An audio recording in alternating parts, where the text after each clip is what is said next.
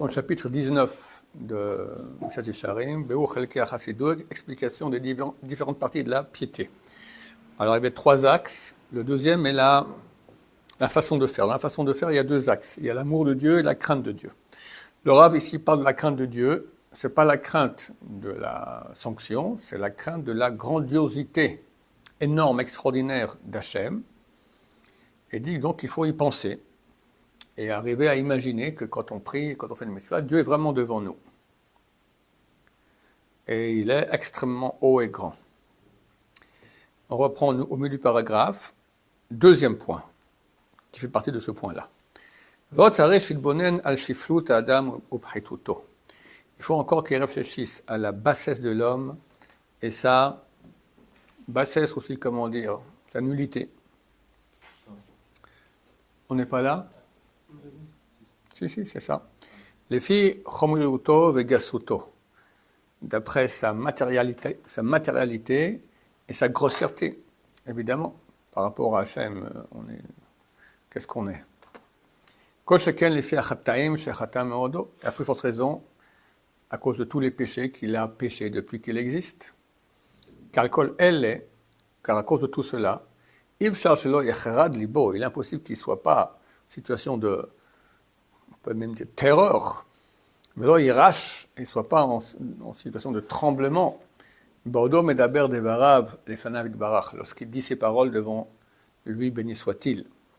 Ou Mazkir Bishmo, qui rappelle son nom, ou Mishkadel Heratzotlo, et qu'il essaye de l'apaiser. Donc voilà, il faut comprendre que dans notre esprit, un peu, Dieu, on est amis. Bon, il est très grand, je sais bien, mais c'est autre chose. C'est autre chose. C'est le Dieu des dieux, il est le roi de tous les rois. Il est énorme, et nous, on est nuls, plein de péchés. Tu viens de parler des bêtises encore quelques secondes après, et tu t'adresses à Dieu avec la même bouche. D'accord? Rabbi Shimon Bar Yochai pose la question dans le Zohar, comment c'est qu'on n'est pas 2 bouches? Comment je peux utiliser la même bouche que j'utilise pour acheter des patates, et ça, quand j'achète des patates, je suis gentil, pour parler à Shonara, pour insulter, pour crier, d'accord? Et après, je m'adresse à Dieu. Alors, on a une seule bouche, mais se rendre compte devant qui on parle, et qui on est.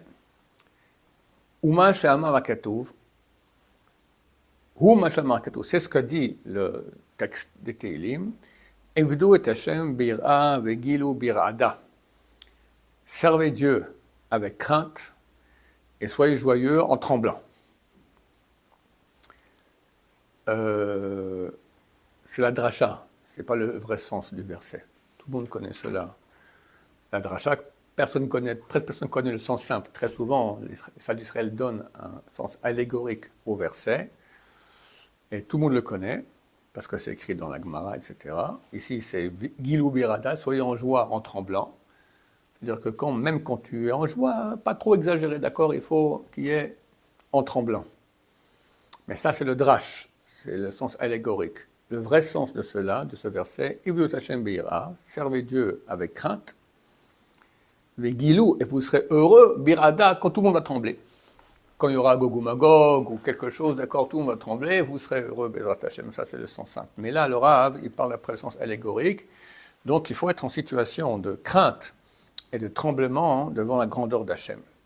Urtiv, il est écrit aussi, toujours dans les Tehillim, El Na'aratz Besot Kedoshim Rabba, un Dieu Na'aratz, estimé dans l'union des saints grande, l'union grande des saints, c'est les anges, Venora Alkol Svivav, et il inspire la crainte à tout ce qui est autour de lui. Donc les anges eux-mêmes, voilà, il va dire Kamalachim, car les anges, Yotam Yoter Krovim Elav, du fait qu'ils sont plus proches de lui, et de Barach, béni soit-il, Bebne Agouf Achomri, que ceux qui ont un corps matériel, Kallahem Yoter Ledamot Shevach Gdulato, il aurait plus facile d'imaginer la louange de sa grandeur. Alken, c'est pour cela, Moro Alehem Yoter Mima Shewal Bnei Adam, la crainte qu'ils ont de Dieu, elle est plus grande que celle qu'ont les êtres humains. Nous, on ne voit pas Dieu. Beaucoup de gens ne croient pas en Dieu, ils disent, je ne vois pas, pourquoi je crois à une chose que je ne crois pas. Mais les anges, ils voient.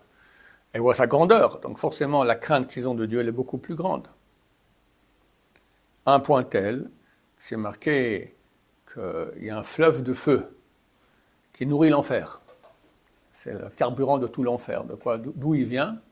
De la sueur des Chayot HaKodesh, des créatures célestes, quand elles voient Dieu. Elles voient Dieu, elles sont en transpiration terrible de crainte d'Hachem. Il leur sort de la nuque un fleuve de feu. Et ce fleuve de feu va, et c'est lui qui nourrit l'enfer. Voilà. Nahar Dinor, on appelle cela. Le fleuve de feu en araméen.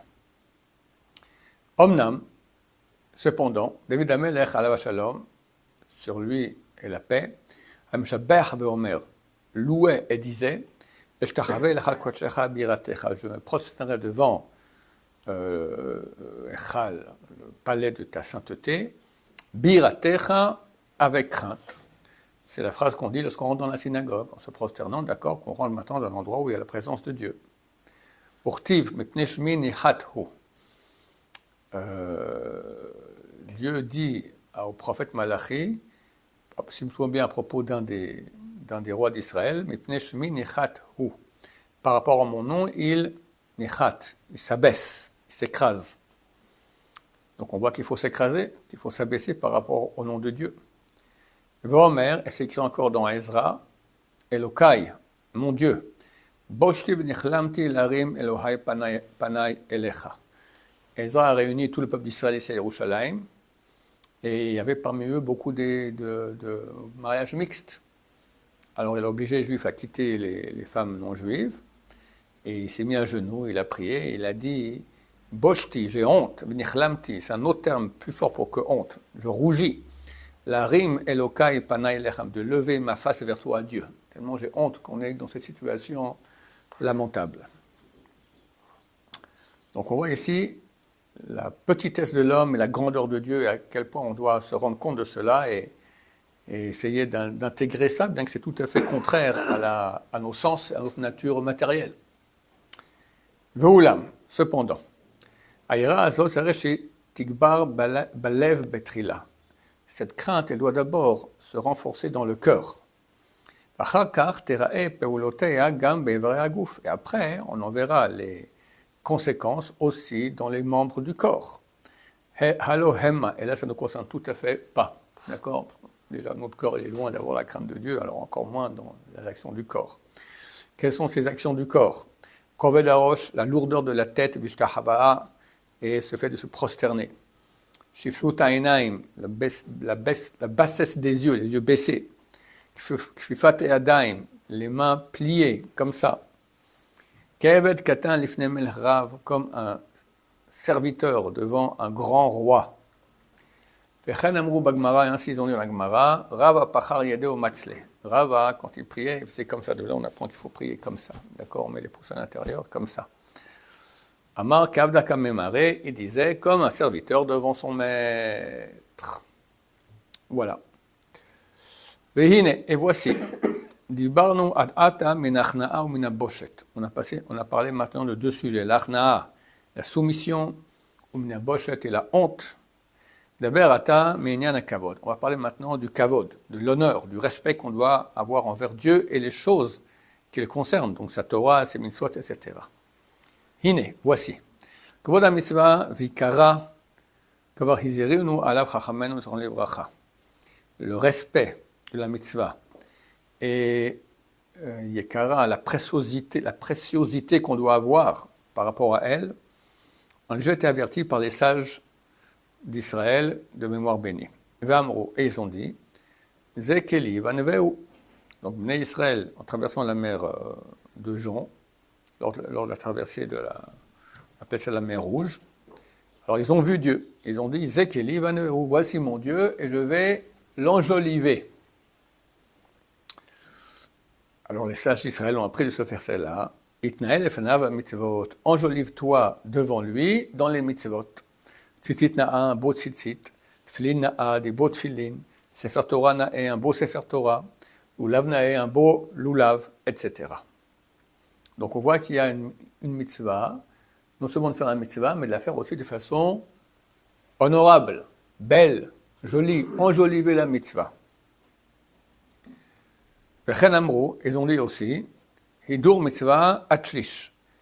On doit rajouter à une mitzvah pour la rendre belle, jusqu'à un tiers du prix de la mitzvah. En plus. Ad kan mishelo, mikal velach meshak baruch. Ça, c'est son obligation à lui. S'il met plus encore, alors Dieu le remboursera pour cela. Aredat siftotehem zichronam livracha baor milelo. L'opinion de leurs lèvres, de mémoire bénie, des sages d'Israël, baor milelo, ils l'ont dit clairement. She'en dai ba'asot ha-mitzvah levad, que c'est pas suffisant de faire la mitzvah uniquement. She'tzarich lechabda ou lehadra, mais il faut l'honorer et l'enjoliver. Et pour ôter du cœur de la personne qui dira le kavod, la beauté du boîtier des tefilin, du talit, c'est pour les gens ça. Amitpatim ba'avalim ha'elu, qui sont tentés par ces bêtises. Mais Dieu, qu'est-ce qu'on a à faire maintenant sur un beau talit ou pas un beau talit? Qu'est-ce que ça lui change à lui? Car il est bien au-dessus et élevé par rapport à ces choses-là. Dieu, qui est tellement haut, plus haut que tout, d'accord, il va regarder ces petits détails nuls. Au contraire. Il continue à dire, du fait que la mitzvah a été faite comme il faut de façon authentique, ça suffit. Alors c'est contraire. En réalité, et de façon authentique, Dieu est appelé le Seigneur, non, Ha'el Kavod, le Dieu du Kavod, de l'honneur. Et on a l'obligation de l'honorer. Bien qu'il n'a pas besoin de notre honneur. Que l'honneur qu'on lui fait n'est pas une chose qu'il garde devant lui, d'accord, qu'il va mettre dans ses trésors. Et celui qui va amoindrir l'honneur qu'il fait à l'endroit où il aurait pu l'amplifier, et non, n'est que pécheur. Ce que le prophète Malachi se plaint sur le peuple d'Israël en disant les paroles de Dieu, lorsque vous m'amenez un sacrifice, un animal qui est aveugle pour le sacrifier, c'est pas mauvais ça. Sacrifie-le, amène-le en tant que cadeau à ton pacha. Pacha, c'est un mot français qui vient de l'hébreu, pecha. Pecha.